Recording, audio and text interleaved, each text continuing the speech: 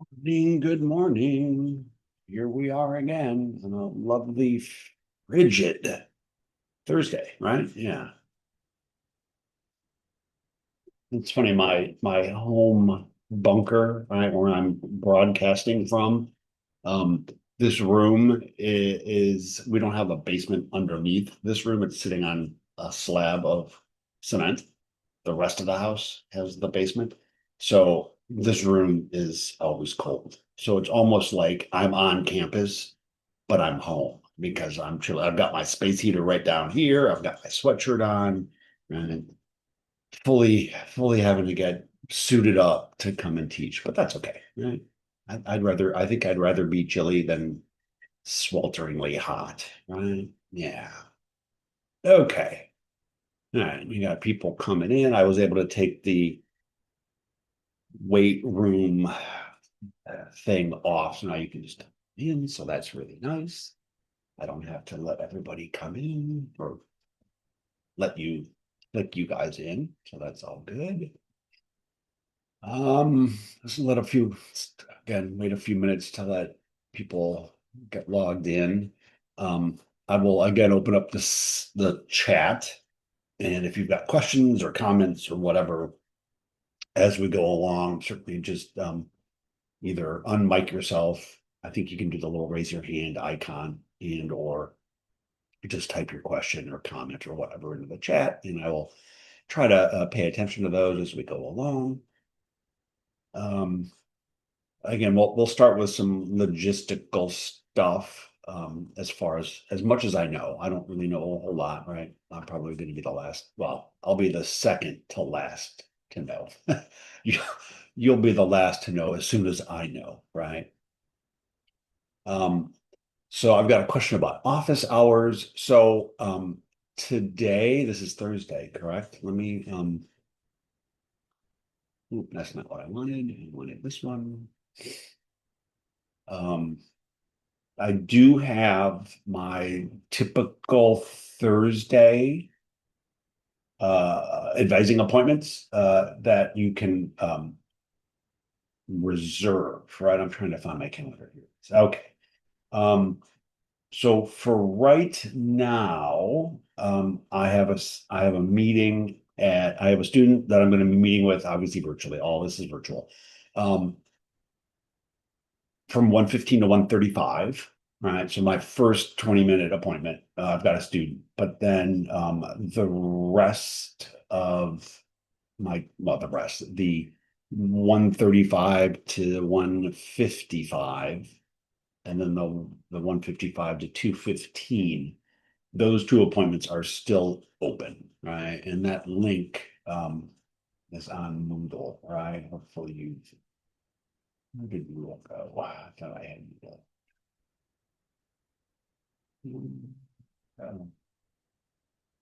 Yeah, I thought I had Moodle somewhere. Oh, I know what I did. Doesn't matter. Um, Let me pull up Moodle just to kind of show again, hey, it's the end of the semester, so here's where the link is, right? Um, I gotta let me share. We'll share my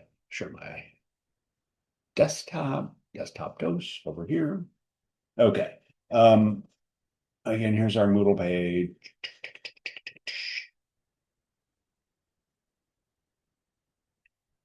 Okay. If we scroll down here, virtual links for student success, sign up for student hours by appointment Thursdays. So if you follow that link, you got to click a couple of times because Moodle makes you click a couple of times.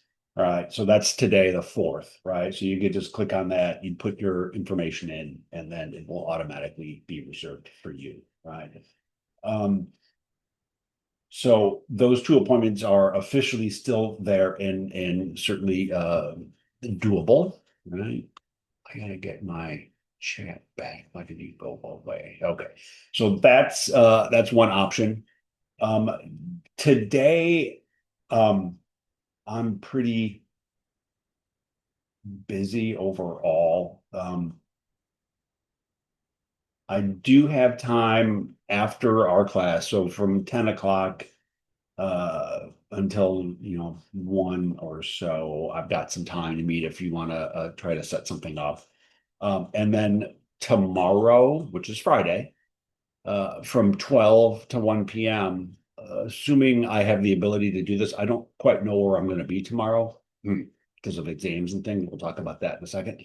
Um, my hope will be that I will be in front of a computer tomorrow at 12.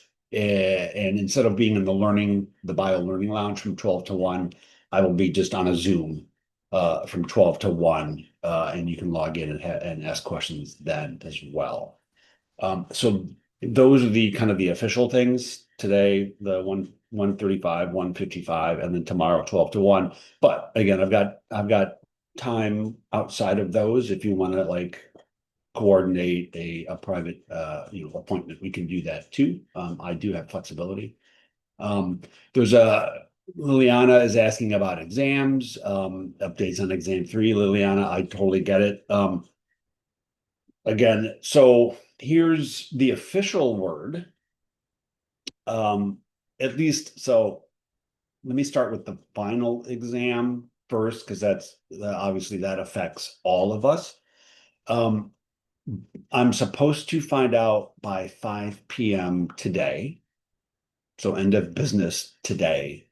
Hopefully before that, I will have been officially communicated to regarding the details for our final exam. Now, I requested an in-person meeting or an in-person space, right, for 100 on Tuesday from 8 to 11, because that's when our final exam is officially scheduled. So I wanted to request it for the same time, because hopefully everyone would have, kind of blocked that time off way back, right? So I'm operating under the assumption that come next Tuesday, right? Because we're going to be, um, right, our 8 a.m. final is at 8 a.m. on the 9th, right? I'm hoping that, that will be in person, and it will likely be, again, they're talking about the Oakland Center West or the Oakland West Center, something like that, whatever it is. It's the newer building that Oakland purchased recently and kind of moved into and whatnot. Um, that's my understanding where things are going to be held. I could be wrong, right? That's why I have to wait till official, word has come down from high, right? Again, as soon as I find out about the final, I will let you know. For those of you that need to make up exam 3, right, I have been in communication with the provost office. There is some kind of a conference room slash testing center that they have set up at this Oakland West Center. Um, I was given a name of an individual who would help coordinate that, and so I submitted the names of all of the students that I'm aware of that need to make up exam 3, and I have not heard back. Right, so I don't know how that's going to go. Right, I will after class. Obviously, I wanted to be 8 o'clock. I don't know if people are going to be working that much. The not the administrators and whatnot, right? So after class, I will follow up with that email and try and track it down, verify and confirm how these makeup exams are going to go. Um, Again, I hopefully right tomorrow might be an option. That's kind of what I had told this guy Daniel that Friday during the day at various times might be an option for some of my students. Again, as soon as I hear something that's actionable, right, that really means something, I will let everybody know. Sure. Right. Um, okay, so with exams, again, by the end of today, I should know something officially. So I would say, if I haven't emailed the class before 5 p.m. today, maybe later this evening, check your email because if Oakland is true to their word, I should get some information about our final by 5, and then I will pass that on to you as quickly as I can. So maybe take, check your email a couple of times throughout the rest of today and then this evening. Hopefully there will be that information there, right? That's my hope. That's my goal. That's my plan. I know we're all very anxious, all very stressed. It's just what you guys need, right? On top of studying for finals, we've got, the closure and the logistics and whatnot. So I get it. It's a challenge, right? But what do they say? That if what doesn't kill you makes you stronger, right? That's at least true for your immune system, right? So I think we're going to be pretty damn strong after the end of the semester, right? Okay, cool. Um, okay. Sarah, you signed up for the 150, the 135. The links aren't there. I will send you the link, the Zoom link for that, because those are typically in person, unless someone requests the Zoom. Obviously, these have to be Zoom today. So, Sarah, I will send you the Zoom link before our time, right? Yeah, okay. Um, I'm trying to think. Oh, final exam. If you are with the DSS office, right? And you get time and a half and distraction free or whatever the accommodations are that you get. Hopefully you've been in touch with the DSS and you've made appointments or you've scheduled a time. I've gotten emails from the DSS office with the names of a number of students who will be taking the exam administered via the DSS. I will be sending the DSS office all of the materials for everyone. And so just make sure if you are one of those students taking it with DSS, you need to make sure that you have got that clearly scheduled and set up. I don't know how to go about doing that, and it seems like most students take care of it on their own, right? So just the verify, right? Verify and confirm. Those are always good processes, right? Okay. I think that's about it for like logistics and stuff. Um, Anyone have any pressing questions, concerns that haven't been addressed yet? Um, Again, remember no chapter 19 on the final exam, so no bacterial genetics or viral genetics, nothing about COVID and SARS and stuff like that, because we're not going to get to 19. But remember the PLQ and the PKA for chapter 19 have been there. They're kind of extra credit, if you will, since we're not going to cover the material. Um, and so, you know, at the end of the day, by Friday or Saturday, depending on when the PKAs and the PLQs close, the dates. But remember, there's virtual lab 3 that's due tomorrow, I think at 11, right? By 11 p.m. tomorrow. And then the additional, the last couple PKAs for 17 and 18, and then the PLQs for 17 and 18, right? Those 4 are open, and I think they all close maybe Saturday the 7th. I'm not sure. Again, double check Connect. Make sure you get those assignments done, because at least with the PKAs and like the lab activities, those are easy points, right? They're almost guaranteed to get full credit just doing those activities. So make sure you get those done, right? You want to maximize all of your points. Right? Okay.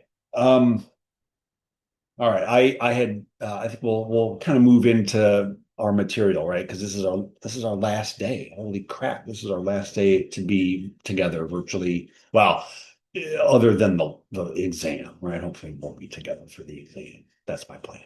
All right. So I want to get through some the rest of 17 for sure. And then we'll move into 18, and I want to hit a couple of at least one couple of topics in 18. We won't probably do all of 18 just because, Hey, it's a heat emergency. I don't know what it is, right? Okay. Um, Regardless, right, we had finished. I had to, so hopefully you were able, maybe some of you noticed I posted a link to the Zoom meeting from Tuesday. It was too big to just upload the file, so I had to post it to my YouTube page, and then I posted the link on Moodle for that, right? And so I went back this morning to see where we were at the end of last period, and we were talking about Mendel's second law, which is the law of independent assortment, and we were talking about how he had done um, crosses. He had done his experiments with the P parental generation of the F1 and then the F2, rather than just studying one trait like seed shape, smooth or wrinkled, right?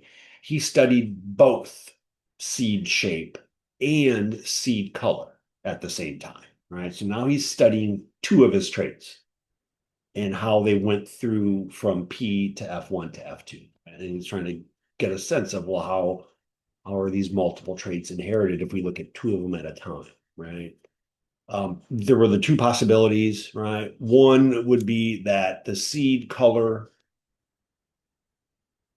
right? Like the seed color, the Y gene, and then the seed shape, the R gene. One possibility was that the genes for these two traits were right next to each other, very close together on the chromosome. And if that was the case, then those two traits, those two genes, those two alleles on one chromosome, if those two genes are really close together, they're going to get probably inherited as a group. They're going to get passed on to the next generation as a group.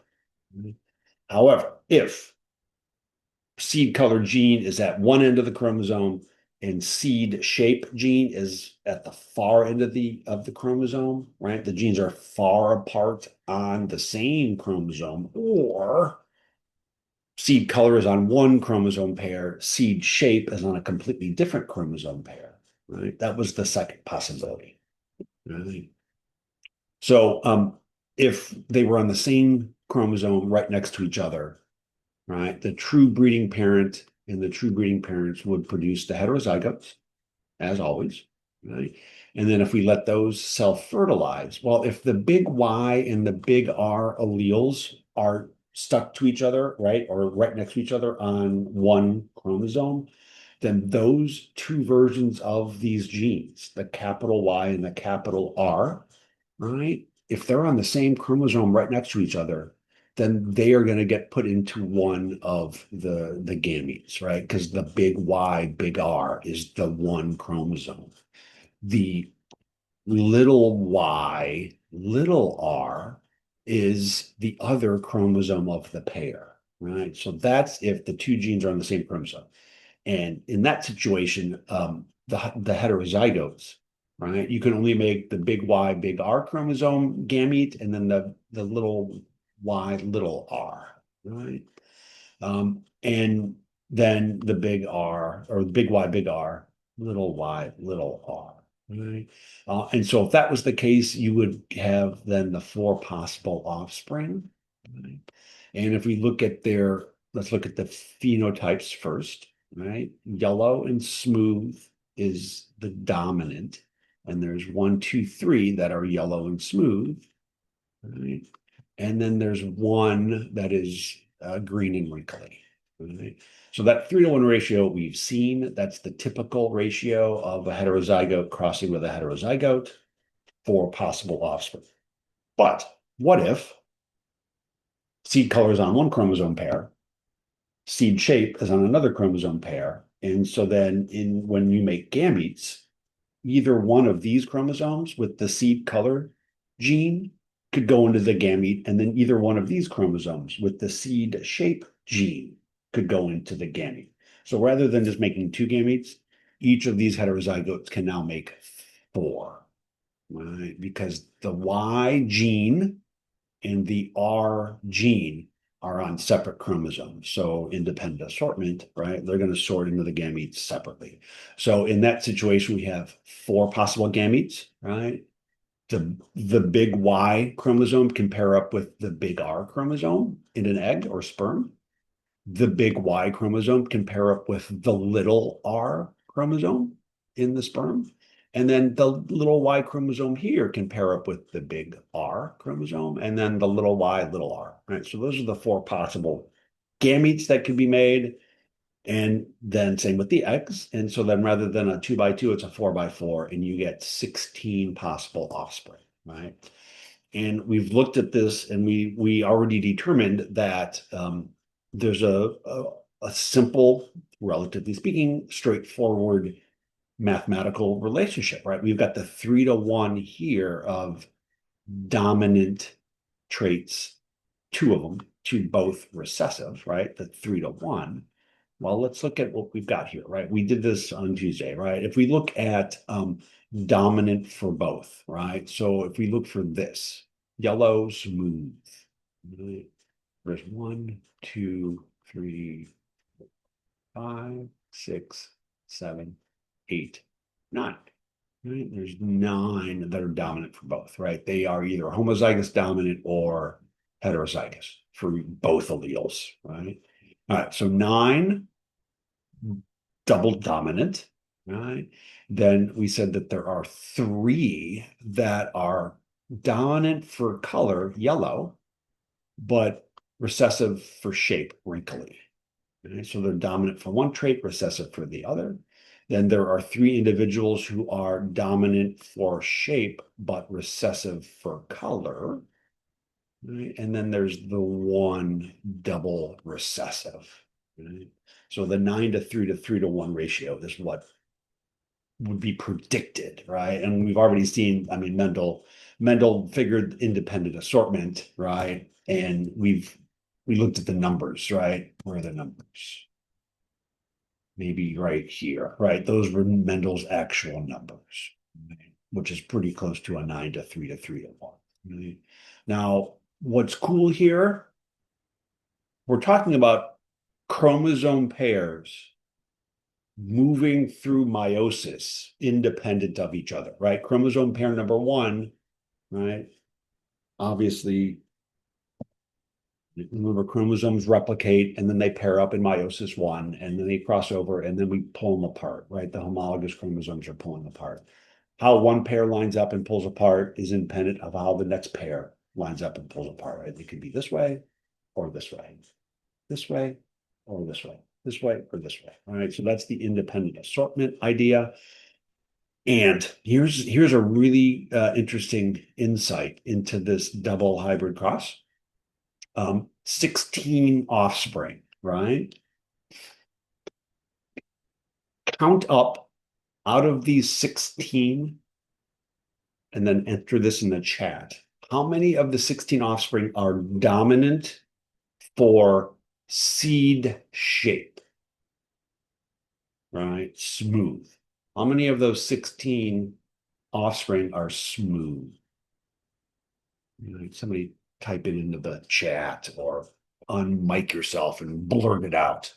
What do we think? How many of those 16 possible offspring here, right, are dominant for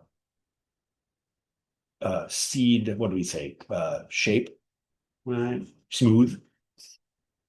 We've got 11 as one guess, right? It's actually one more, it's 12, right? If we do, let's say we're going to do seed color, right? So yellow. So we just want to count the yellow kids, right? 1, 2, 3, 4, 5, 6, 7, 8, 9, 10, 11, 12, right? So there are 12 offspring that are dominant for seed color, right? They're yellow, right? How many offspring total? 16. I'm not a mathematician, damn it, I'm a biologist, but if we simplify that, what is that? 12 of 16 is 3/4, right? That's 75%, right? what is this value right here? 3 out of 4, that's 75%, right? Okay. Now count the number of smooth offspring out of the 16. So the smooth P's, how many are there?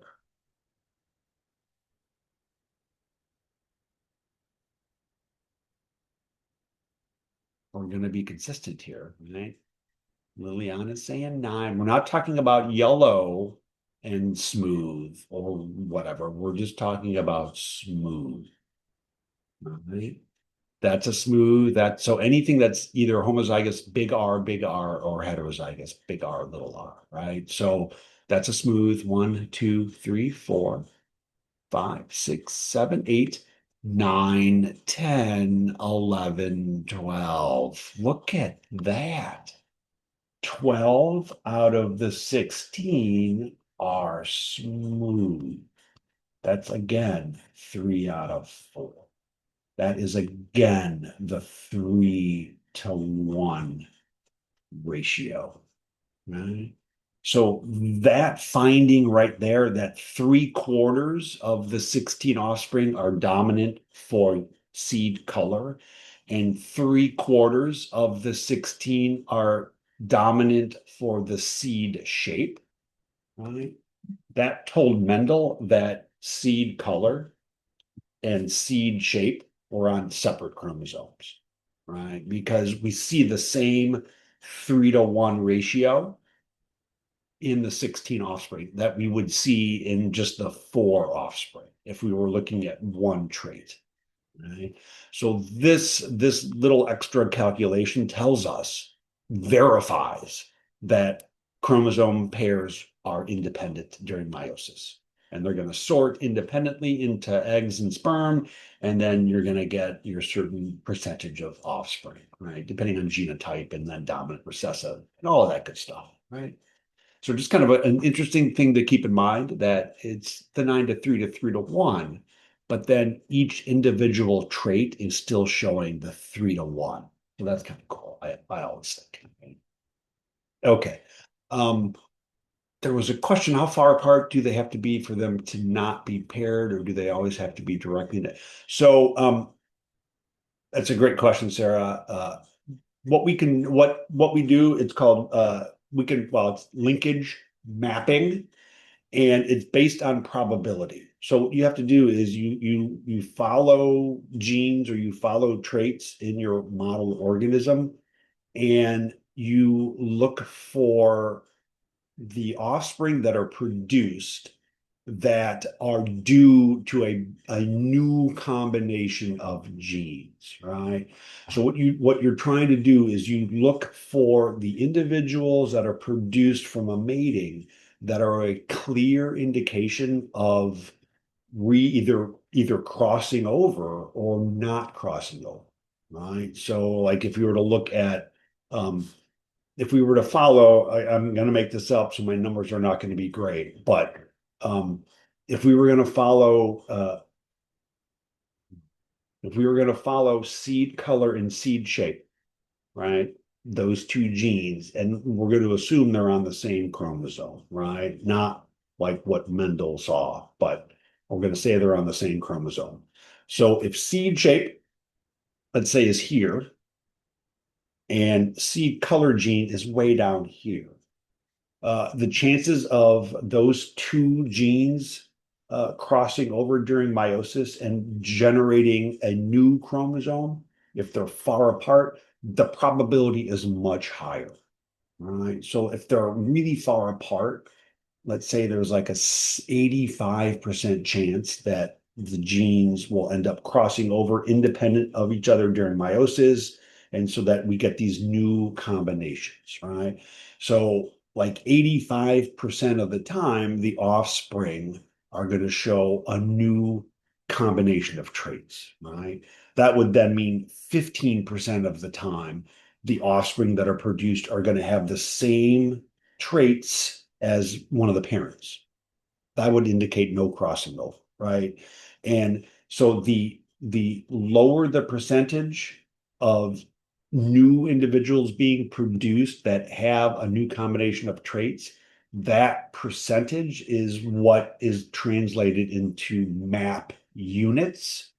And we actually have a scale that we can measure distances on chromosomes. Centimorgans. Morgan was a famous Drosophila geneticist, and he kind of came up with linkage. Um, and so the farther two genes are apart, the higher the probability that they will cross over. So the farther away they are, the farther they are away in map units. Right? If two genes never split, right, their map units are going to be like 2 or 3 or 5, really small because they're right next to each other. And the chances that the crossing over event occurs between two genes that are really physically close together is very low. But a gene here and a gene here, they can be independent almost, right?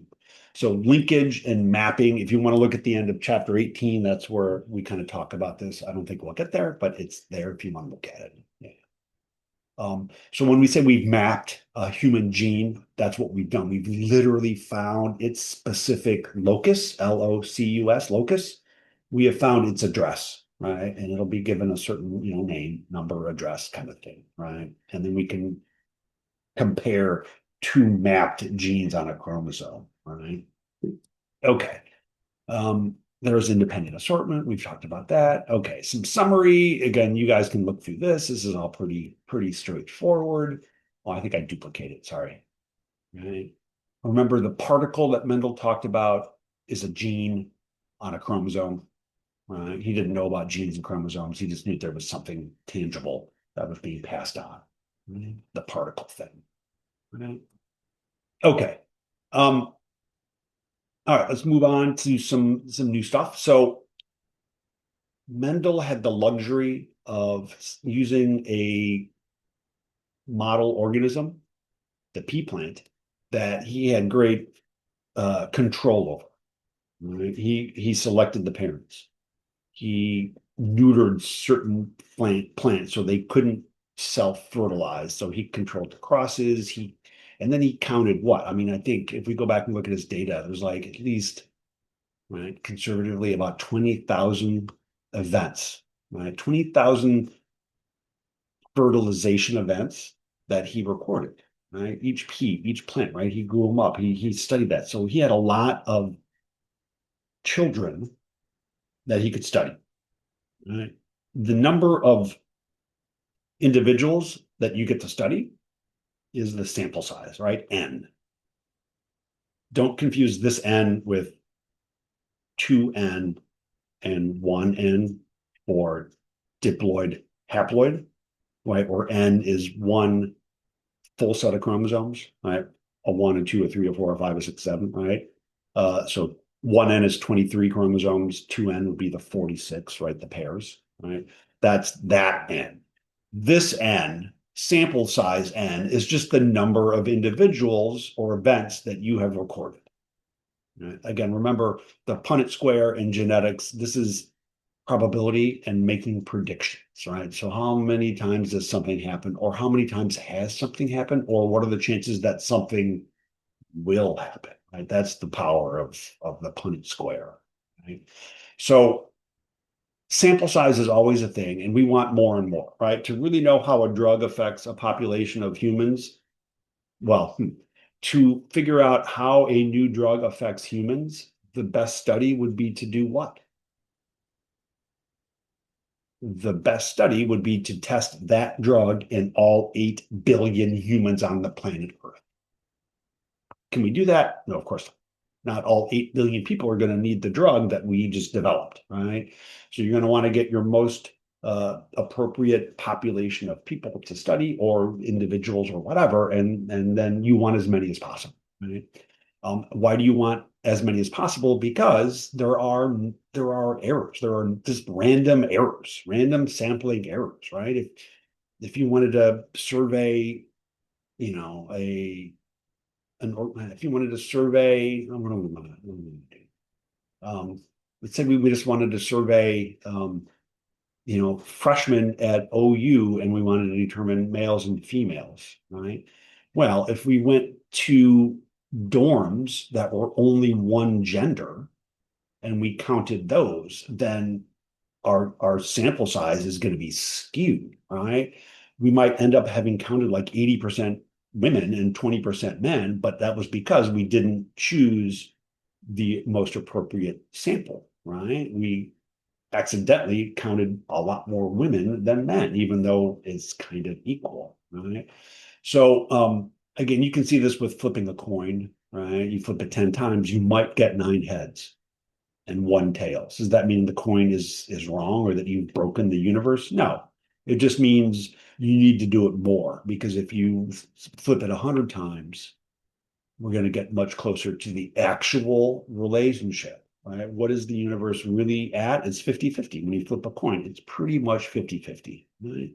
So the bigger the sample size, the closer, the better, the tighter your numbers are going to be, right? That's why 20,000 was really good for Mendel, right? Humans, right? Humans, we have such small families that we can't just look at one mother, father, child and figure stuff out. We have to look at a larger sample of people. And so what we do is we look at the family tree or the family pedigree, right?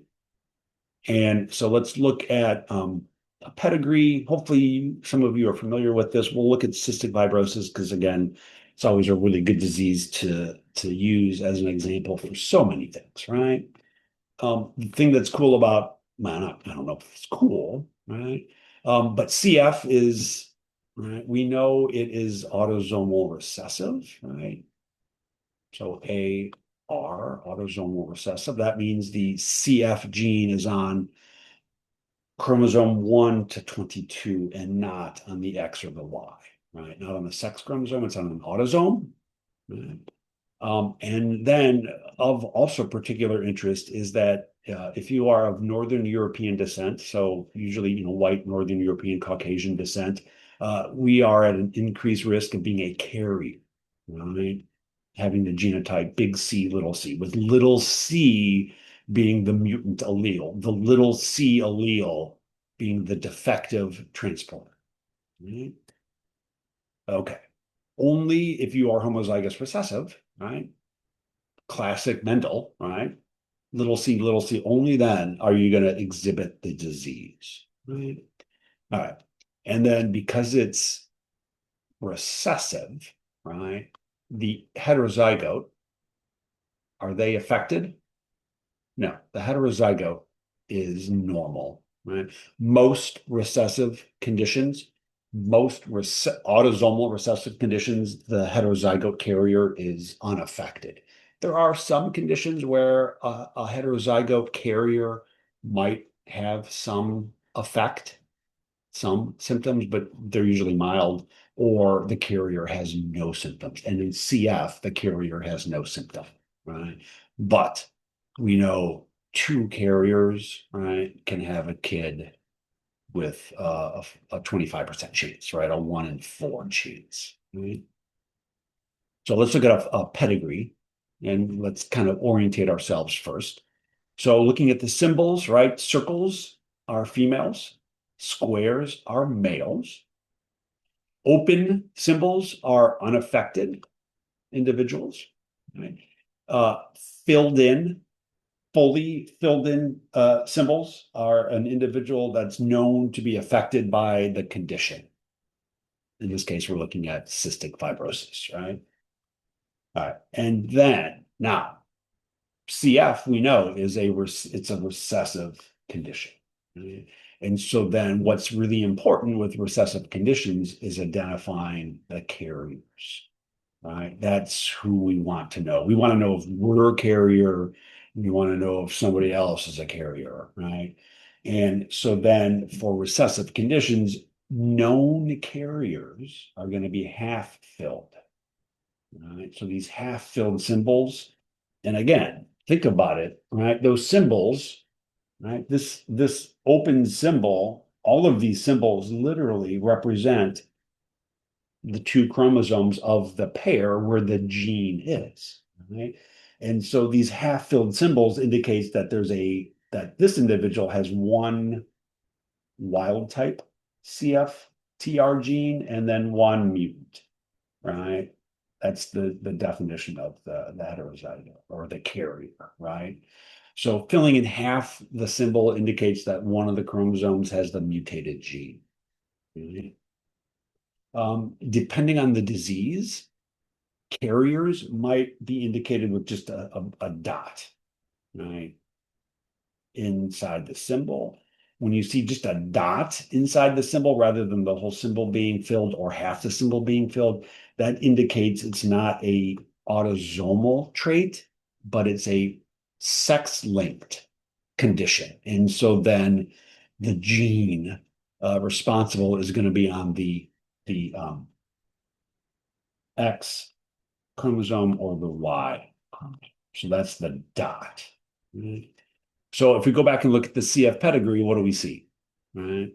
What do the three affected individuals all have in common? Right? What ties individual three, number seven, right? So these are the generations, right? Oldest, middle, recent.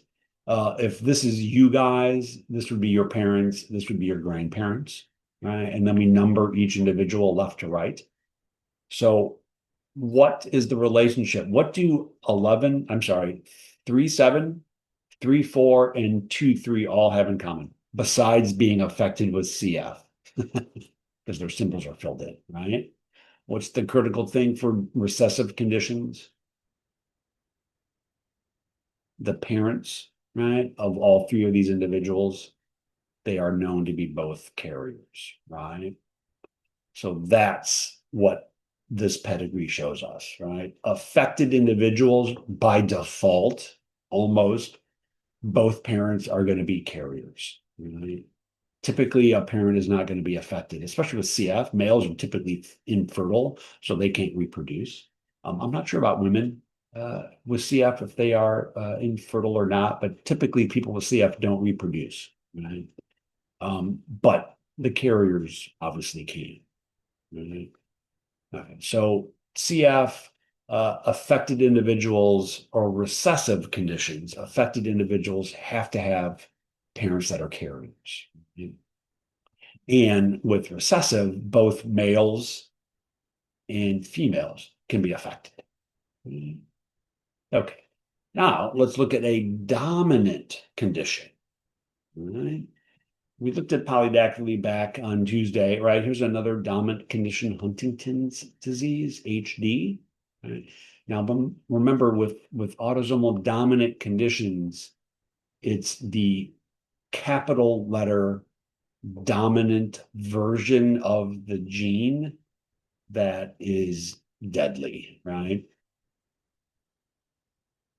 Huntington's is a fatal condition. It is a neurodegenerative condition, and it doesn't present until you're in your 30s or 40s or maybe even 50s. And of course, that's the problem, right? If you're 50 and being diagnosed with Huntington's disease, chances are you've already reproduced. You've already had kids if you were going to have kids. And so if you have HD and you're diagnosed at 50, you've already had your kids, so you've already potentially passed it on to them, right? So that's why some of these can be bad, right? That's why we want to know, we want to test, right? So Huntington's progressive, adult onset, progressive, fatal, right? But it's dominant. So healthy individuals are homozygous recessive. So in this punnet, the mom is healthy, little h, little h. The dad has Huntington's. He has the one dominant allele. Again, typically with dominant conditions, the homozygous dominant individual, that person typically that's not a viable embryo. Right? You cannot that those individuals are typically not born because having two alleles that are the mutant alleles, right? Because they're the dominant allele, but they're mutant, they cause the disease. Having two mutated alleles typically overwhelms the developing embryo, and it just isn't compatible with development and with life. So almost always autosomal dominant traits are presented in the affected person as heterozygote, right? So the dad here is heterozygote. And so then when we do the possible offspring, what have we got? Right? Well, how many kids are normal, totally normal? Half, 50%, right? And then how many kids are affected? Well, half, 50%. Right? So right here, what's the difference between a dominant trait and a recessive trait? Well, if you are an affected individual with a dominant trait, you have a risk of having a child that's also affected. That risk is 50%. Remember, with a recessive trait, two individuals that are the heterozygotes, their chance of having an affected kid is 25%, right? Or 1/4. So autosomal dominant conditions are inherited twice as often as the recessive conditions, right? And then remember, with recessive conditions, the only way you can have it is if both parents are carriers, right?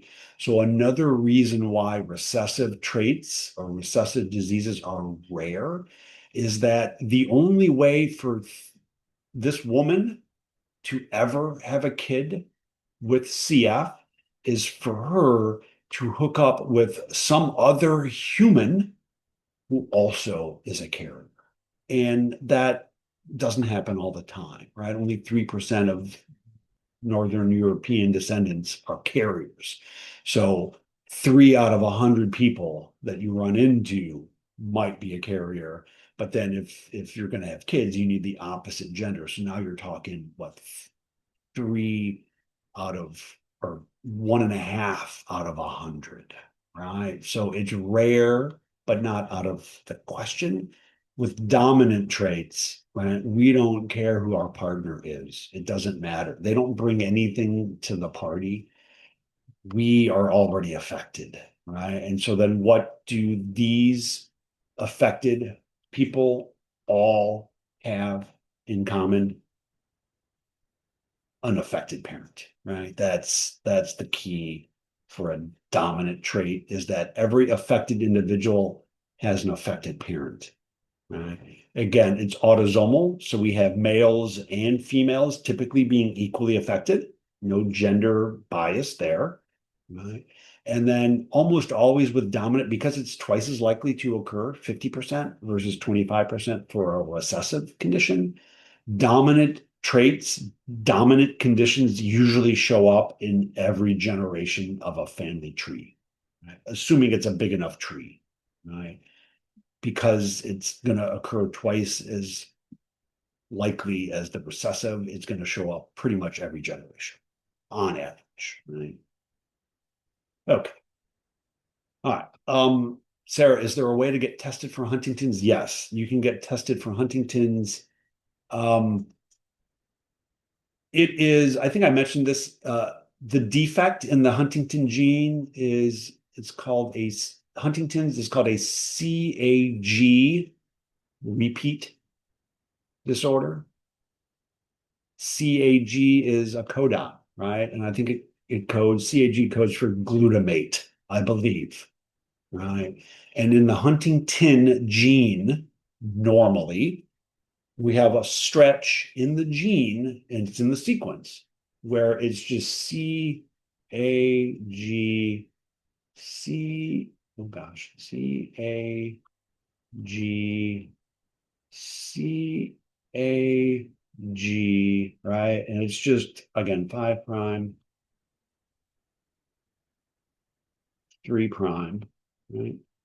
But in the Huntington gene, within the coding sequence, is this stretch of CAG repeats, 10, 15, 20 in a row.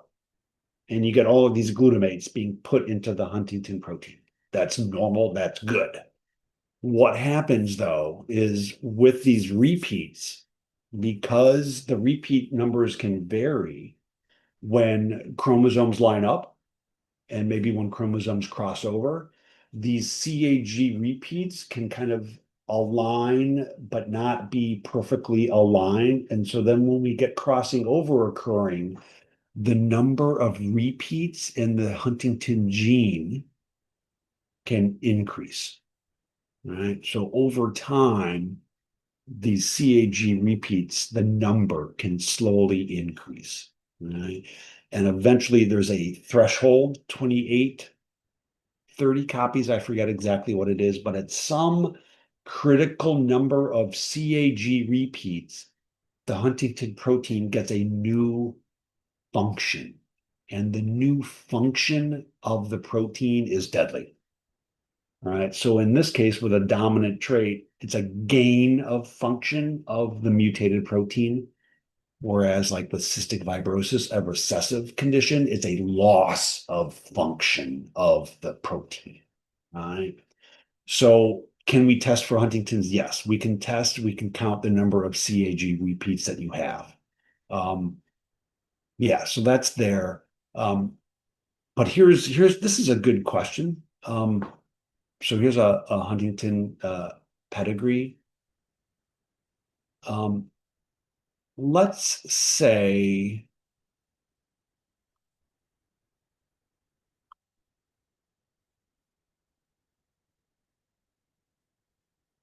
okay, we're going to talk about this student or this, not this student. I'm thinking these are you guys. Yeah. We're going to talk about this offspring right here. Right. What,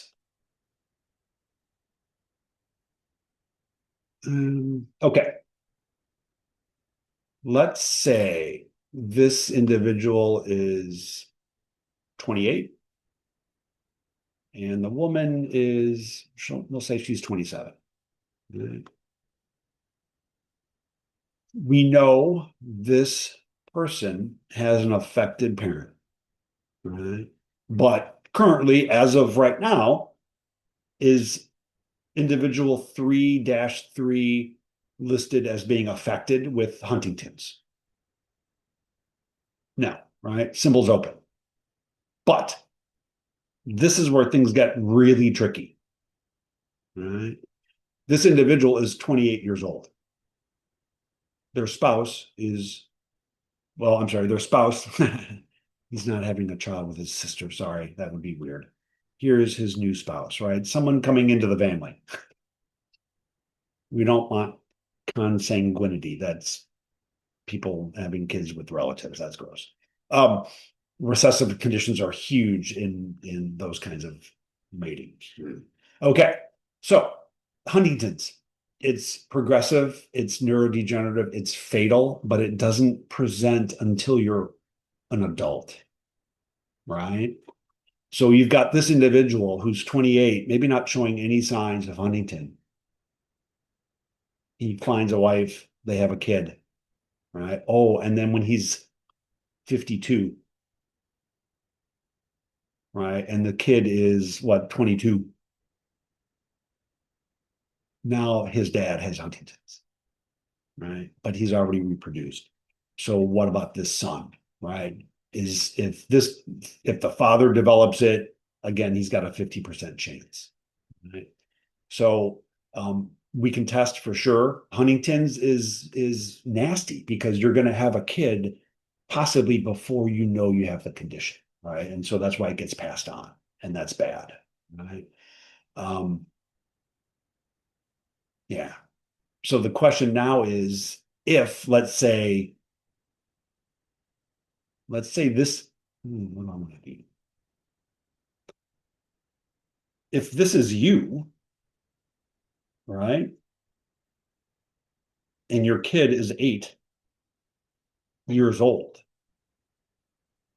do you want to test them to see if they have the mutation for Huntington's when they're 8 or 18 or 25? Right? I mean, when do you test for these kinds of things? Do you test for these kinds of things? There's absolutely nothing we can do for Huntington's. There's no cure. It's fatal. It's terminal. It's nasty. It's like Alzheimer's, but the movement issue is on top of that, with the memory and the emotional disturbances and all of that. Um, so just big picture, when we're talking about genetics and we're talking about uh, diseases and we're talking about, and we're doing Punnett squares and we are making predictions about the future offspring that we could have or a potential couple could have. Um, we need to really think about diseases that are running in our families, and if testing is available, is it useful? Should we do it? Should we test our kids? If there's no treatment and there's nothing that can be done, knowing that you have Huntington's on the horizon, are you going to live a different life? Probably, but from a medical standpoint, there's not a whole lot, at least now, that can be done. So we definitely you need to think about the ethics and the repercussions of genetic testing. Right? Yeah. And obviously, this is, I haven't even brought up the idea of terminating a pregnancy if you do genetic testing and you find that the fetus has a significant problem, right? We can test for Down syndrome prenatally. We can test for CF. There are so many diseases, genetic conditions that we can test for in utero while the woman is still pregnant. And so if you test for a fatal condition in your, like if you test for cystic fibrosis, because you're a carrier, oh, wait, and your spouse is a carrier too, but you didn't know that, you test for CF, your unborn baby that's 8 weeks old or 2 months old has CF guaranteed, right? What do you do? Right? There's no cure for CF. We can manage it and you can live a reasonably long life. Half a life, maybe 50 or so. That's about as long, 38, 40, 50, 45 years old. That's about how long a person in the US lives with CF now. So you gotta think about this stuff. And I've already had my kid. She's fine. Um, but you guys are going to be, approaching reproductive years, and these are things that you got to think about. Is gene editing a possible solution? So CRISPR is thrown around for everything. Is gene editing a solution? Possibly, but here's the problem. This is the problem with any gene therapy. You're not going to know someone has Huntington's until either they develop it when they're 50-ish, whatever, or if you test them at some point, right? The problem with any of these genetic conditions, cystic fibrosis is the same way. Huntington's, the defect, the mutation is in every single cell in the individual, right? Because it's at birth. So how do you fix the gene mutation in 100 trillion cells, right? That's the only way to truly cure someone of a genetic condition, is to fix the gene in every single cell in their body, which we can't do yet, right? If you get the fertilized egg at the 4 or 8 cell stage, just after fertilization, we can literally remove one cell from that 4 or 8 cell zygote, and we can test that one cell and we can look for gene defects. And then we can decide, okay, this embryo has CF or not. This embryo has HD or not, right? And then you can decide what to do from there, right? Um, are we going to get to better treatments? Sure, right? Is CRISPR going to lead it? I don't know. Right? But this is just definitely something to think about, the ethics, right? The bioethics of genetic testing, right? What it might mean to you and then society as a whole, right? Down syndrome is a really touchy subject. Some people are like, no, why would you possibly, abort a pregnancy because the kid has Down syndrome? They can still live a very rewarding, wonderful life, right? And then there are people that like, no, I want my kid to have all the advantages possible. I don't want them to have this genetic condition. So then, it's your choice, right? So, yeah, this will impact you guys. Right?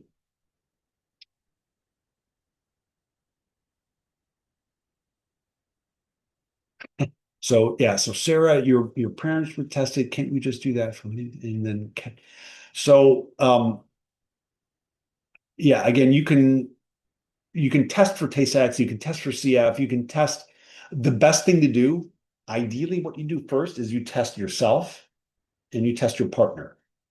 And if and you're looking for certain diseases, right? CF or Huntington's or Tay, whatever is in your history, right? Whatever's in your family tree. If there's a test available, test yourself first before you're pregnant or before your partner's pregnant. Test your partner, right? And if neither of you are carriers for the same condition, you're okay. If one of you is a carrier for a terminal disease, right? Let's say you test positive for the Tay-Sachs gene, right? And your partner tests for the mutation in the Tay-Sachs gene, right? Now you've got that 25% chance of having a child with Tay-Sachs, which is a fatal, terminal, horrible disease, right? You die young, real young. So if you're a carrier and your partner's a carrier, what do you do? Well, if you know that and you're not pregnant, you can do egg donation or you can do sperm donation, right? And take one of those alleles out, and now you are increasing your chances of having a healthy child, right? So there's ways around it, but we only very limited success do we have with like trying to fix a genetic condition in a whole organism, right? You've got to start it at like the 2 or 4 cell stage right after fertilization. And we're not really going to, I mean, a woman doesn't know she's pregnant for a few weeks, right? So it'd have to be done test tube and um, we'll get there eventually, right? We've had some limited success. There are some genetic conditions we can treat effectively with gene therapy. Um, there's a lot of conditions we can test and detect, but we can't treat. Right? So that's again more bioethical issues. Yeah. Okay. Let's go into some non Mendelian stuff, right? Non-Mendelian inheritance. Mendel is dominant recessive, wild type, mutant alleles, independent segregation, all of that good stuff. The 3-to-1 ratio, the 9-to-3 to 3-to-1 ratio, that's all Mendel, right? That's all the autosomes, the 1-to-22. We did color blindness back in chapter 9 for signal transduction. Well, all right, we know that number is 25. I can see that. This one, I mean, the screen is telling me there's a 29. I think it's kind of about like that. I don't know though for sure. And then this one, there's nothing. It's just yellow dots. I see yellow, right? I guess there's some red and I don't know. I don't see anything, right? So I have, gosh, I have red green color blindness or red green, yeah, red green color vision impairness, right? And this is not, so this condition is due to genes not on an autosome, but on the X chromosome or one of the sex chromosomes, right?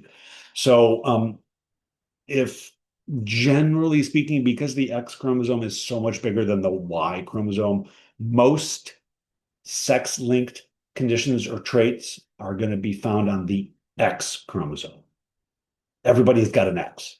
Only men have the Y chromosome. And I think there's like 70 genes at most on the Y.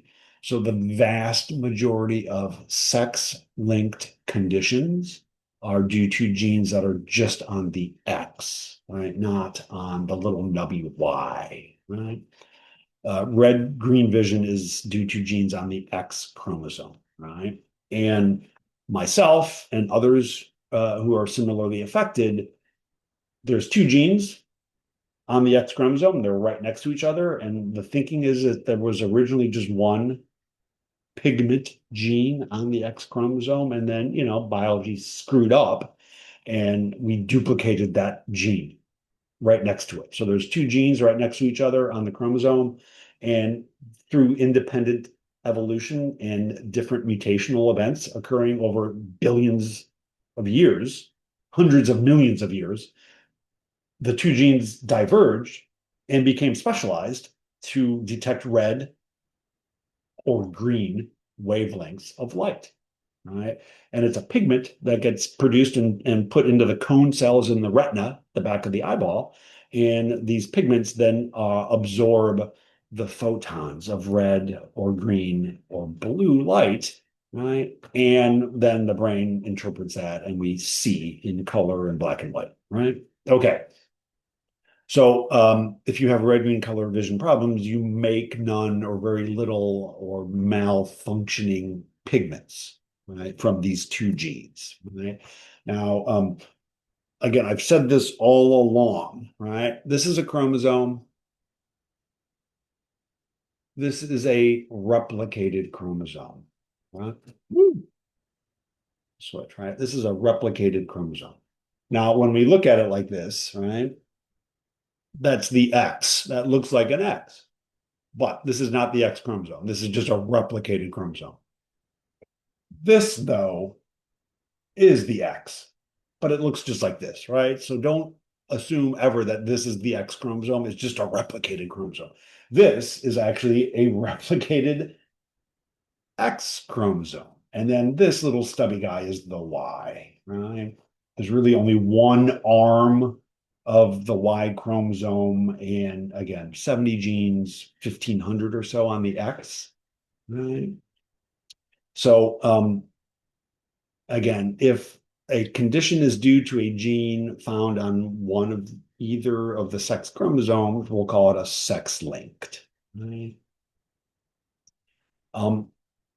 Couple of terms just to be familiar with. You guys are probably aware of this. Women, how many X chromosomes do you have? Two, right?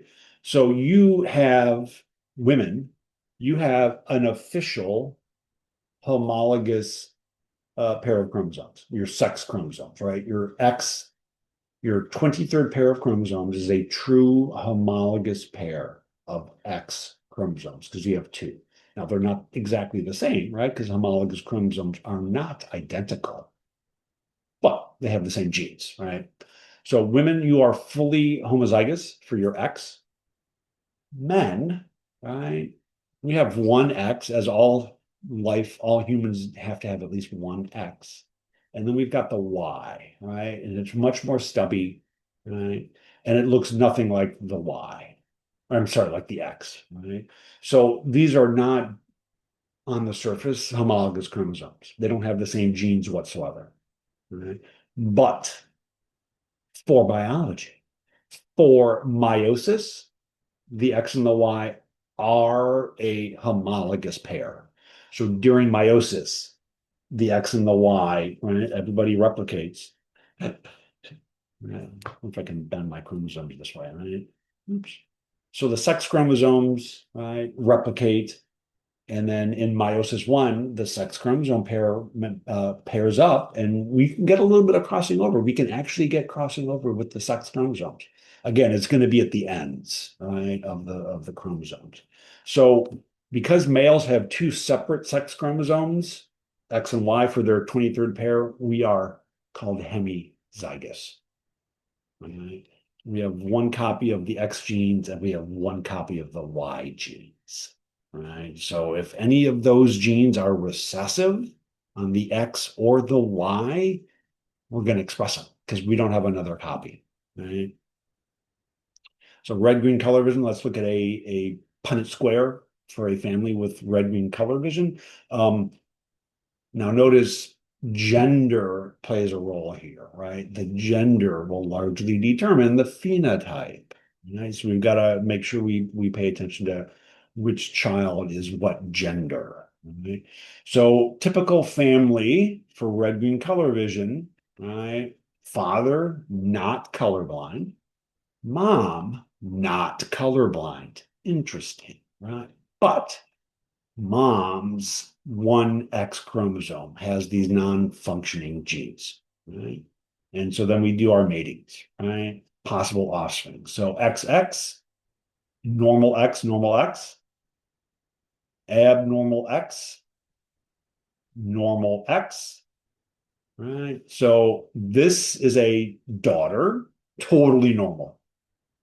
This is a daughter, totally normal, but she's a carrier, right? So X-linked conditions, we can go back to being carriers, right? Carrying the mutated gene, right? Because a woman has two X chromosomes, as long as the other X has the normal gene or genes, she'll be fine. She's got protection from the other X. We don't, right? So let's look at the boys, right? Here's a normal boy, XY. Right? He got the normal X from his mom and then the Y from the dad. The dad always determines gender, right? And then here's the fourth possible offspring, the abnormal X from the mom and then the normal Y from the dad. So this is a color blind son, right? This would be me, right? This was my mom. This is my dad. My brother was not colorblind, right? So 50% risk of having a carrier daughter, 50% risk of having a colorblind son. Right. Now notice, where did my mom get her abnormal X chromosome from? Hmm? Did my grandmother pass the X on to my daughter or to my mom that had the mutated genes? Or did my grandfather? Well, remember, men pick determine the gender of their child. And so my grandfather, he had to have passed his one and only X on to his daughter, my mom. Right. And so then my grandmother obviously could only give an X for my mom. So this implies X-linked conditions move from like grandfather to mother to son, right? So if you are red-green colorblind, such as myself, almost by default, my grandfather on my mom's side had to be red-green colorblind, and he was. Right? So at gametogenesis, when my grandfather made his sperm cells, the egg, the sperm, 50% of the sperm had the abnormal X because that was the only X he had, and then 50% had the Y, right? Well, when me and my grandmother had kids, they had three daughters. Right? The man always determines gender. So his abnormal X was in the gamete, right? And so then this is me coming out, right? Again, 8, 10, 12% of the population is males, red, green, colorblind. Females, much, much lower, 0.5%, maybe at most. I've been teaching Bio 1200, I think, at Oakland since 2009, at least once a semester, once a year, at least once a year. Usually about 100 or more students each class. And so in all of those years and all of those students, I've had one woman who was red and colorblind. So very rare. Um, I've had multiple men that have been red and colorblind. Much more common, right? Okay. Here is a pedigree for an X-linked recessive trait. All right. What's the first thing you see? Only males are affected, right? So only the filled in symbols are squares, or only squares are filled in as being affected, right? And then, right, every affected the assumption is that their mother is a carrier. Right?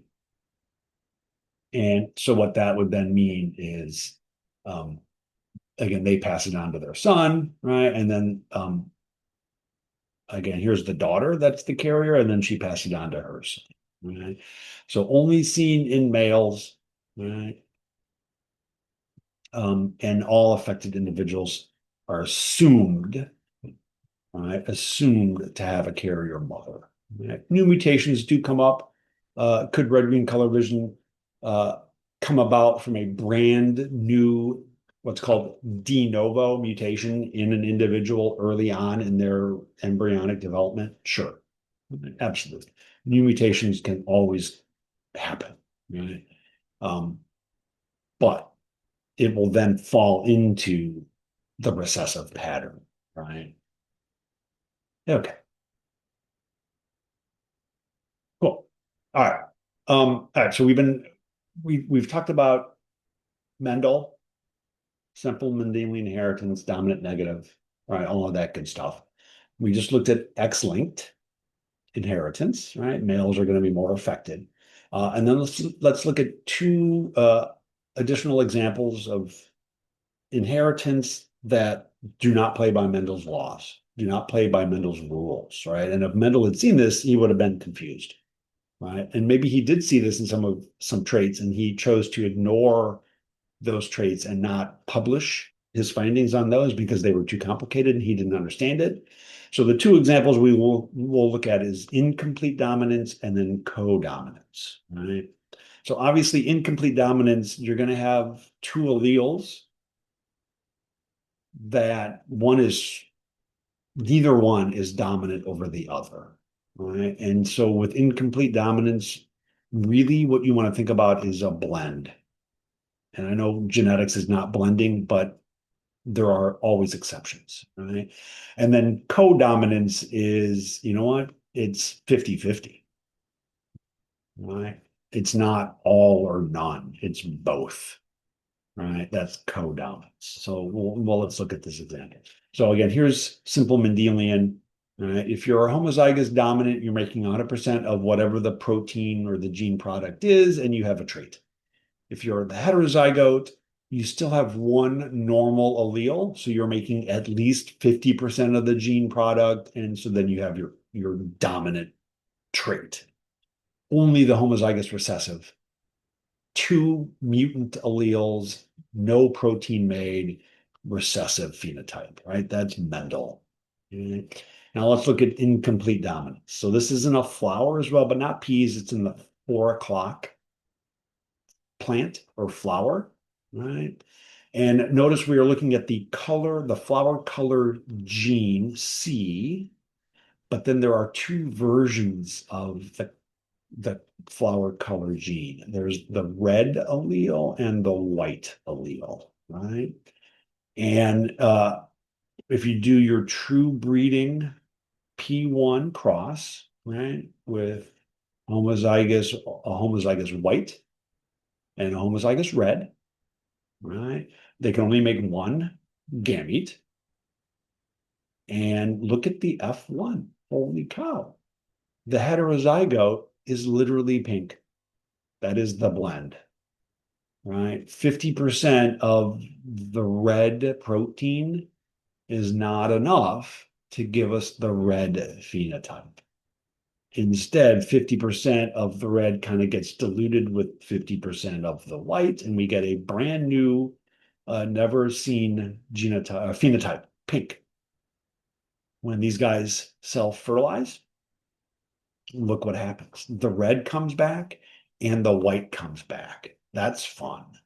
And then we've still got the two pink, right? So here's a 1:2:1 uh, phenotype ratio, one red, two pink, one white. And then we have 1:2:3 genotypes as well in that same ratio of 1:2:1. Right? So incomplete dominance. More rare, but it's seen. Why not? Right? Um, Oh, here's a quick little test for you guys. Sure. In this pedigree, one can conclude that individual 2-5 is what? So think about this for a minute or two. Maybe when you get an idea, maybe type something in the chat if you want. So remember, we're looking for individual 2-1, 2, 3, 4, 5. So what would we call potentially individual 2-5? We've got a heterozygous female. She's definitely a circle, so that's a female, right? In this case, what kind of disease is this? Is it autosomal or sex-linked? Is it dominant or recessive? Well, it looks like only who are affected? Males. So we're going to say it's an X-linked. And so then, because of X-linked males, every mom would assume to be a carrier, right? So C, a carrier female. That's another term for a heterozygous female, right? But it is not autosomal, right? It is X-linked. It's only appearing in males. So that's I guess the clue on that one, right? Okay. All right. Codominance. I'm going to go right to the blood groups because that's really where this is. Again, this codominance, it goes back to alleles and how alleles are different versions of a gene. We have pairs of chromosomes, and so whatever genes are on a given chromosome, we have two copies. At most, we can have two copies of a gene, right? Now, if we go back to the Parmesan gene, right, you can have a chicken Parmesan and a chicken Parmesan. So you're a homozygous chicken Parmesan. You could have a chicken Parmesan allele and a eggplant Parmesan. You're heterozygous. You could have veal and eggplant. You could have chicken and veal. You could have veal and veal, eggplant and eggplant, right? All those possible combinations. The bottom line is all of us, we only have one, two copies of every gene. And so then it's a matter of how those two versions of the gene that we have, how they play together, that determines the trait, right? Dominant and recessive is straightforward. Codominance, not quite so straightforward, right? The human blood groups are the best example of this. And what's critical here is that there is one gene, and it's on chromosome number 9. So it's autosomal. And there are 3 alleles of the ABO gene. There are the instructions that make the A gene product, instructions that make the B gene product, and then instructions that make the O product, right? And what are the products? The products are sugar proteins or glycoproteins that are sticking out of the membrane of red blood cells. And they're kind of like hands. And the red blood cells use these membrane proteins to kind of identify foreign versus self red blood cells, right? Red blood cells want to be just surrounded by their own kind, right? If you're blood type A, you want blood type A blood cells in you only. So if you're blood type A, you're going around shaking hands with all of the other red blood cells you bump into. And as long as they are shaking hands with you, you're good. All right. But if you're blood type A and you're going to shake hands with a cell that's B, right, their membrane protein is going to be a different shape. So now the A cell running into the B red blood cell, they don't shake hands well. That's a problem. And so now we need to destroy those foreign blood cells, right? So the blood groups are based on these membrane proteins sticking out of the red blood cells, and then we can then determine the phenotype, the blood type of an individual based on their genotype, right? Their ABO gene on chromosome 9, right? So let's look at what we got. Okay. again, this is interesting. The conventions are a little bit different. They're going to use like this I or little I, right? And then like an A or a B, right? I'm just going to use A, B, and O, right? I'm not going to use the I convention, right? So um, there are, so this is one gene, three versions of the gene, three alleles, four phenotypes, four blood groups, right? Okay. If you are blood type A, on your chromosome 9, you're either homozygous for the A gene, right? So you are AA, and you make this particular antigen protein sticking out of your membrane, N-acetylgalactosamine. Don't worry about the sugar, but it's a particular sugar, right? So this antigen A is the gene product of the A allele, right? If you express the A antigen or you make the A antigen and it's sticking out of your red blood cells and it's only the A antigen, you are blood type A. Right? Similarly, with blood type B, it's a different instruction. It makes a different glycoprotein now with a galactose instead of a galactosamine. Right? And so if your red blood cells are making just this antigen, you have blood type B, right? And so you can be homozygous BB, right there. Then you can be blood type O, right? O, here is something that's familiar. O is fully recessive, right? So O, you have to basically, you can only be O, right? You have to be basically homozygous recessive to have blood type O. And if you're blood type O, you make an antigen that does not have a sugar on it, right? So it's kind of like silent. There's no sugar, it's not a glycoprotein, right? So that's blood type O. O, the O allele is recessive to the A and the B alleles, which means you could also be your chromosome 9, right? One chromosome could be the A allele, and then the other chromosome of the pair could be the O allele, because the O allele doesn't make a protein. So then an AO individual is only going to make antigen A, right? Similarly, the B allele is dominant over the O allele. So you can be genotype BO. You smell bad, you need to take a shower. Kidding. But genotype BO, one chromosome's got the B instruction, the other one has no instruction, right? That will give you blood type B, right? So A, B, and O, A and B are dominant to O. That makes sense. That's Mendel. But here's where it goes off the rails. If you are genotype AB, right?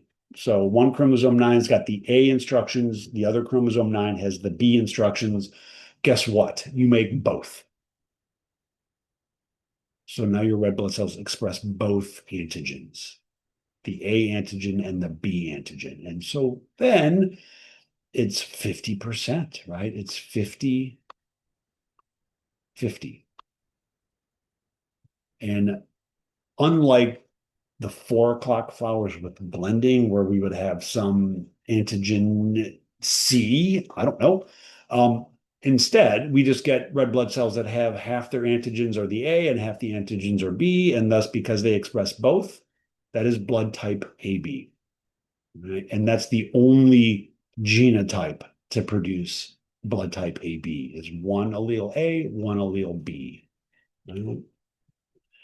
The other important thing about blood type beyond the antigen that your red blood cells express, this is a defensive mechanism, right? We want to monitor our blood and make sure that we don't have foreign blood cells in us because that's a sign of something's wrong, right? So We have the antigen on our red blood cells to give us our blood type, but then we also have circulating antibodies, which are little protein soldiers that circulate in our plasma, the fluid portion of our blood. And these antibody proteins, they kind of look like Ys, right? They meander through our blood vessels and they bind to antigens, to target proteins. And when an antibody sticks to a target protein, it basically clumps up those targeted proteins that are on cells, right? And so that our immune system, our white blood cells can come along and kind of like swoop in and eat this clumped up pile of crap, right? These antibodies are clumping to the cell antigen and they're clumping the protein or the cells together into this mass, this agglutination mass, and then our macrophages chew it up and we remove these foreign cells, right? So if you're blood type A, you make antibodies that are going to be directed against the antigen B. So then if you are blood type A and you get some B blood cells in you, transfusion reaction mismatch, the antibodies against the B antigen in you will attack these foreign B blood cells and destroy them. Right now, you might have some symptoms, some pain, nausea, and whatnot. It's not a very nice experience, right? Similarly, if you're blood type O, you have antibodies that will attack and destroy the A antigen cells because you want to minimize having A blood type cells in you if you're blood type B, right? If you are blood type O, your blood cells don't really have either antigen. So then you make antibodies against both the A and the B antigen. Right? So then if you're blood type O and you get A or B in you, you're going to destroy either one of those. Finally, if you're blood type AB, I'm AB, I make no antibodies against either antigen because obviously if I was AB and I made anti-A antibodies, they're going to attack my red blood cells. If I made anti-B antibodies, they're going to attack my red blood cells. So I make none. Right? And so this antibody situation and the antigen situation thus makes it so that we refer to the O blood type as the universal donor, right? Because anyone can get O blood cells. And because there's no antigen A or B on those O blood cells, no antibodies are going to attack O cells. So all humans can receive O blood one time for sure. Right? So the universal donor. At the other end, AB, blood type AB, because I have no antibodies whatsoever, I can get any blood. I can get O, I can get A, and I can get B, and I will not destroy any of those or attack any of those, and so I will be good. So I'm the universal recipient. That's kind of fun, right? So blood types are cool because there are one gene, three alleles, A, B, and O, and we get four phenotypes, right? A and B are equally dominant. O is fully recessive to A and B. Right? So something Mendel didn't see, right? Okay. A couple of other quick things. I differentiated between syndrome and disease, right? Syndromes affect more than one body system, like nervous system and skeletal system, right? Diseases are much more narrow in their effect, but they can still have multiple effects. And that multiple effects from a single gene defect is called pleiotropy, right? And there's various reasons why you can get multiple effects from one gene defect, right? Most of the time, genes and conditions, traits are due to multiple genes. So genes are almost always going to have some kind of pleiotropic effect on us, right? Multiple effects, right? Cystic fibrosis, as an example, The defect in the transporter results in thick mucus in the lungs that causes recurrent respiratory infections, bronchitis, right? And scarring of the lung tissue, destruction of the lungs. Sweat is super, super salty. So they're going to be excreting excess sweat, and that's going to dehydrate them, right? And so their ion transporters or the ion levels are going to be all off, right? Can be fertility issues, as I mentioned, because of ducts getting clogged with mucus, right? And same with the pancreatic duct and pancreatic juices getting into the small intestine to help with digestion. That duct gets blocked. And so then people with CF have failure to thrive or malnutrition, right? So multiple effects due to one gene defect, right? Pleiotropy, right? The other thing that we need to think about with genetics is nature nurture, right? Nature is our genome, nurture is the environment, right? And it turns out, right, environment has an effect, right? If you grow cloned plants, so genetically identical plants, you grow them in three different environments that differ in temperature, simply just temperature, right?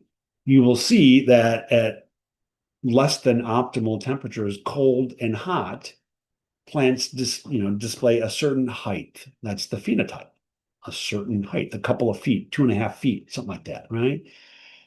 But if you put them in their optimal environment, they grow 4.5, 5 feet tall, right?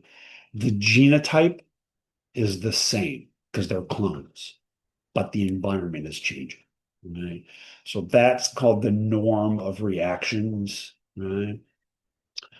Environment can definitely affect phenotypes, right? We talked about PKU and L-captonuria back in 12, right? PKU, right, is due to a defect in this one enzyme that results in phenylalanine being accumulating in neurons, right, in the brains of people with phenylketonuria. This child, right, consumed phenylalanine, led to brain damage, right? This child also was fed a diet with phenylalanine, not knowing that they had this condition, and it damaged their brain. Uh, this child, right, that girl, this is a third child. They figured out what was wrong with the first two. They altered her environment. They didn't feed her phenylalanine, right? And she is healthy, right? So we can change the environment, and that can change the phenotype. We're not changing genotype, we're just changing the phenotype by changing the environment, right? Mendel looked at conditions that were due to one gene, right? Monohybrid, monotrait. Many of our traits are due to multiple genes working on that one trait, right? So we can think about traits as either being discrete, either or, purple or white, tall or dwarf. Those are discrete. You have cystic fibrosis or you don't, right? Single gene. Most of our traits are continuous. Multiple genes impacting that trait. Right? Human height is a great example. Right? We'll look at this graph really quick. What do we see here? Right? So white shirts, those are women. Black shirts, those are men. Right? We have 5 feet tall on the left. We have 6'5" on the right. And then we have this class of students organized according to their height. Right? And what do we see? What are some observations? Right? Who are the shorter humans typically? Typically females. And who are the taller humans on average? Males. Right? That's not anything surprising, right? If we look at the distribution of this population, right, that kind of graph, that's the bell-shaped curve, right? And that's how most traits are in us. About 5% of us are going to be down here at the extreme, right? Most of the shortest students are going to be women, but here's a couple of men that are 5'4" or so.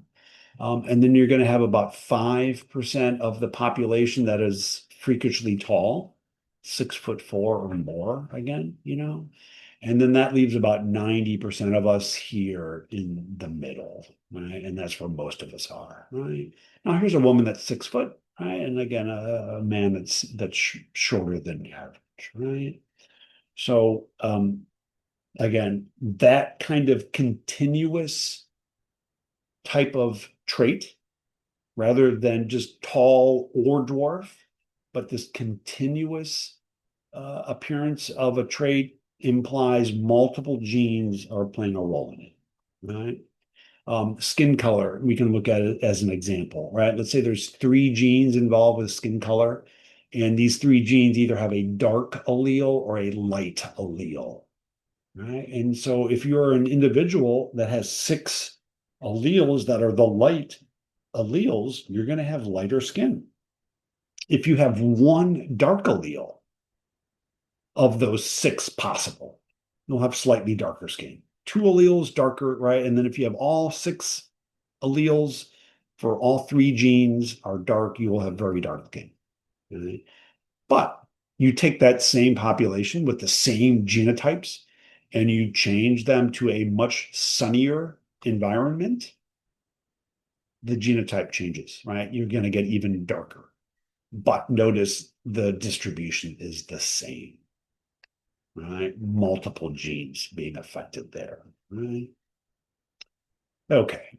I think I want to stop with that. Let me see. Oh, yeah. Okay. I'm gonna go with that. I want to do, I know we only got like a handful of minutes left. Yeah, like 5 minutes left. So I want to do, I want to cover one thing from chapter 18 because I think it's useful. It's interesting. It's kind of cool. I gotta find my slide though.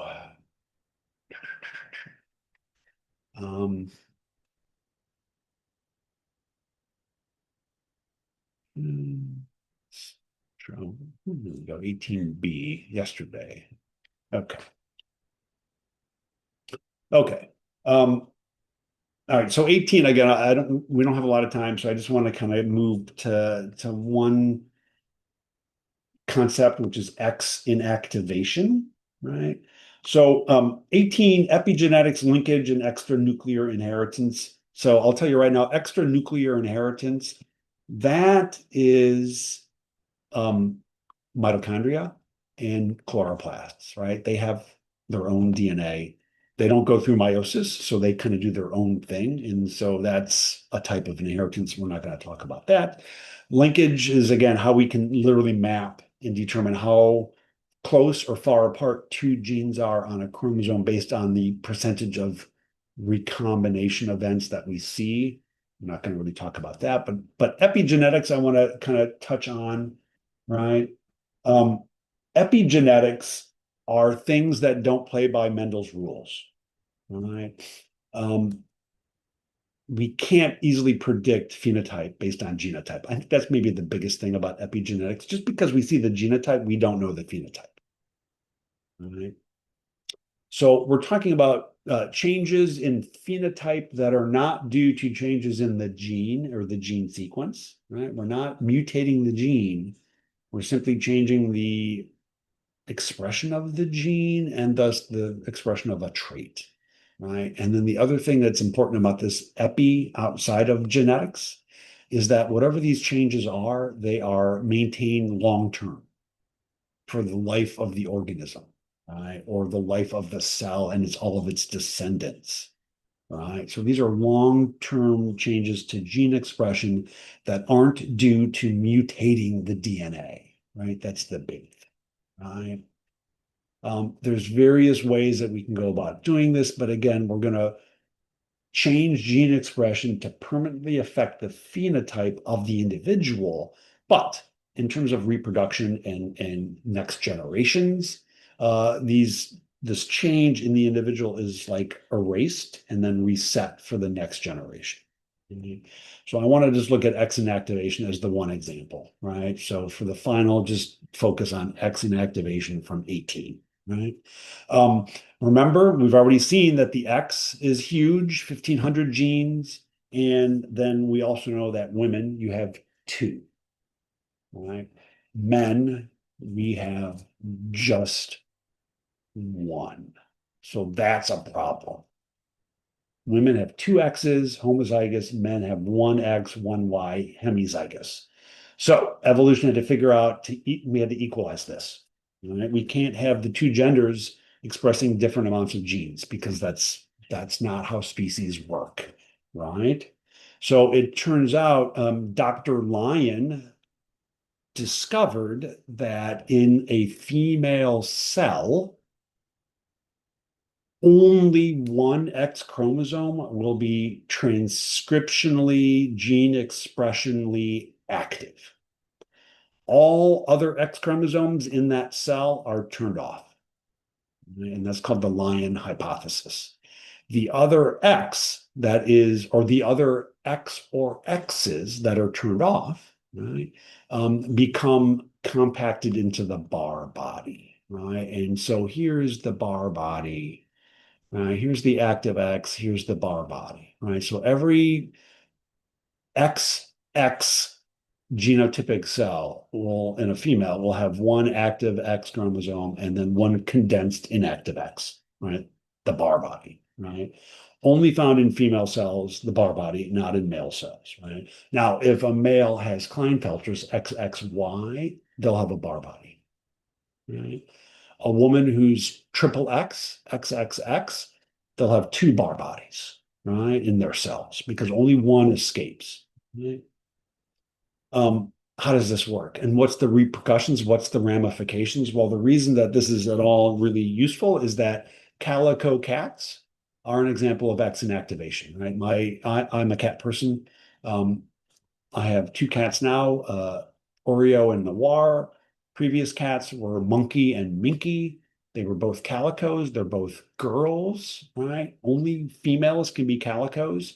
And it's because, right, the fur color gene is on the X chromosome. And in cats, you either have the O allele for orange fur or you have the B allele for black fur, right? And the heterozygote, XOXB, is going to be the calico. They're going to be the combination. And that's because in the cat embryo, right, as the cat is developing, right, randomly in every cell, right, one X is going to be randomly turned off and the other X is going to be maintained, right? And so then you're going to end up with a whole bunch of cells in the cat's skin, right, that are either expressing the orange allele or the black allele. And so now you get the fur being produced as either orange or black, right? Because it's random. So the pattern of the calico is always random, right? And it's only in females. And how does this work? This is pretty cool, right? This is kind of funny. There's a gene on the X chromosome called the XIST gene, and that stands for X inactive specific transcript. The XIST gene does not get turned off, but instead is the only gene that's on the X chromosome that will be turned off. So it's kind of an oxymoronic situation, right? We're going to turn off all the genes on this one X chromosome except one, the XIST gene. And that XIST gene is expressed, and that XIST gene literally covers that chromosome with mRNA, not mRNA, RNA, right? And additional proteins that pack it up and compact it, and then it is maintained as this bar body throughout the life of the organism. Now, when the cat goes to make her eggs, this is erased, right? The bar body X inactivation pattern is erased, right? And then it is wiped clean during meiosis, right? And so then the calico cat will make her eggs and whatnot, right? And then fertilization, random X inactivation of the X chromosome in the developing offspring, right? And then you can recapitulate the um, calico pattern, right? All right. So I know I kind of went a little bit over. I apologize for that. So for 18, just focus on X inactivation, right? For the final. So that'll be there. Nothing else from 18 will be on the exam, right? Okay. Oh no. The Zoom recording is private. All right, I will open that up. It should be available, but I will make sure to open that up. Same with this recording. I will get it posted later today and make it available on Moodle as well. Okay, I think we'll finish with that. And again, as I should be, I will be hearing about the final exam today, and I will let you guys know as soon as I possibly can. Right. All right. It was a semester. I'll say that. Good luck with all of your exams and finishing up. And certainly, if you've got questions, email me and I will try to get back to you as quickly as I can. And as soon as I know more, I will let everybody know. Thank you so much. I enjoyed it. Good luck with your finals. So a question about the PLQ for 18, go ahead and do it. Right. I mean, again, um, I maybe I can make it extra credit as well or something or some kind of partial credit because we're not going to fully do it, but definitely do it because all of those points are worthwhile, right? Cool. All righty. Cool. Thank you. Take care. Hopefully I'll see you Tuesday. Professor Yates. Yeah. Um, so I've been studying the study guide, and I was just wondering if there's anything else you think that we should study for the final. Um, Obviously the study guide's always the first thing. The PLQs are good to review. Okay. Right? Because those are, those questions, the formats are very similar to the exam format questions. And then those topics, those questions, the PLQ question topics, I'm specifically selecting those. So those are like the really important topics that I want you to know. So I think going back and doing, the study attempts and Okay. review, I think that can be useful. Yeah. Okay. Also, sorry, one more question. Yeah, yeah, sure. If you don't hear about exam 3 today, will we just not take it or So yeah, really good question. That would be one option, just to drop it from your total. The other option would be that we figure out some way to meet next week and get it done, right? okay. Obviously, I want to give everybody the opportunity to take it to earn those points. Yeah.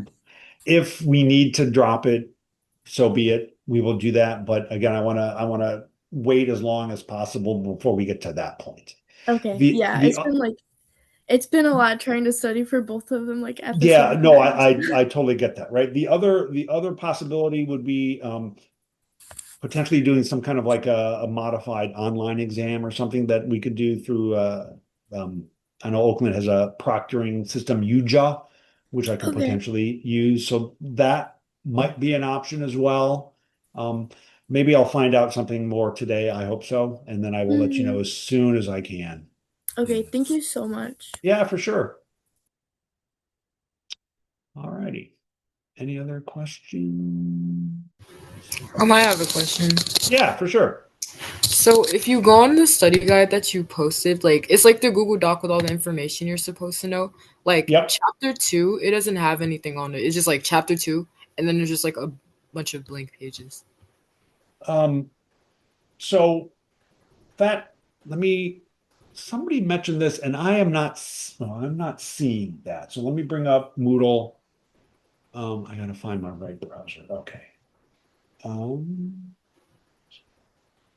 where did Moodle go? Ay, ay, ay. Let me get back into Moodle. Cancel. All right. I'm gonna share my screen again. Okay. All right. I'm gonna open up our Moodle page. Moodle's getting lots of work these days, so it's slow. If you've noticed that or not, I don't know, but it can definitely be slow. All right, so if we come down here, so this is the final exam review outline, right? That's kind of what you're talking about. Yep.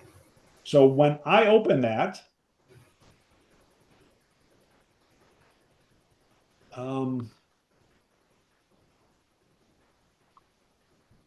this is what I see. There's chapter 2 right there. So I'm not sure what, when students have mentioned that they're not seeing chapter 2, I don't know what it is because I see chapter 2. Well, I just took a picture of it, so I think I'll be okay now. But yeah, like literally when I open it, it doesn't show any. It's like chapter 1, then it just skips chapter 2. Like none of the like lists all 1, 2, 3, 4. Like that's not on there. It's just like the rest of the chapters. Um, that's really bizarre. I mean, again, when I downloaded, it's showing up fine. I guess I can repost it and see if that maybe fixes it. There might be a bug somewhere in the wires, if you will. Okay. I will repost it and see if that clears things up, you know? Okay. Thank you so much. Yeah. All right. Okay. Cool. Excellent. All right, everyone. Have a good day.